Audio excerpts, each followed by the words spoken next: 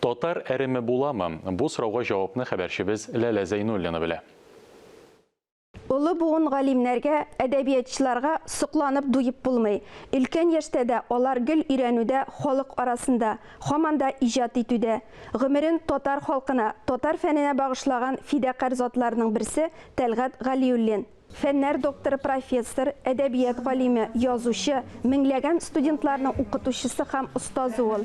Филология һәм мәдәният ара багланышлар институтында Тәлгат Галиуллинның Татар әреме китабын тәкъдим итү кичәсе узды.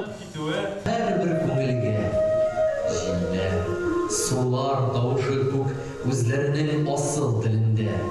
Мен bu kitabın Tatar Erimi deyip atadım. Çünkü elikten Tatar Erimi bir yaktan aşı, ikinci yaktan ayetlerinde kişinin selametlendirmeye vakti ilişkirtedi.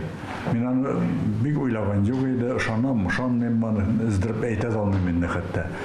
Татар әреме китабының беренче өлешендә әдипнең соңгы елларда иҗат иткән әсәрләре, повестлары урын алган. Икенче өлешендә олы шәхесләр Сибгат Хаким, Гамил Абзал, Мөхәммәд Мәхдиев, Ояз Гыйләҗев һәм Тәлгат Галиуллинның чордашлары, дуслары, остазлары хакында истәлек бәяннәре тупланган. Мөхәммәд Мәхдиев йолдызлыгы дигән әсәрен мин бик яратып укыдым, чөнки Мөхәммәд абый минем стазым, укытучым иде.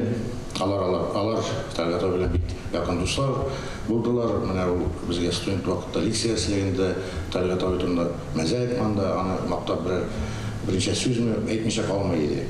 Бик якын дуслар булдылар һәм ул дуслыкны шушы татар әдәбият тарихында гәүдәләндереп калдырган өчен Тәлгат абый өчен тагын бер тапкыр рәхмәт. Тәлгат Галиуллин язудан әле дә туктамый, әдәбиятка хезмәт итә. Татар әреме дип бик шундый символикта, бик мәгънәле дә исем белән аталган китап.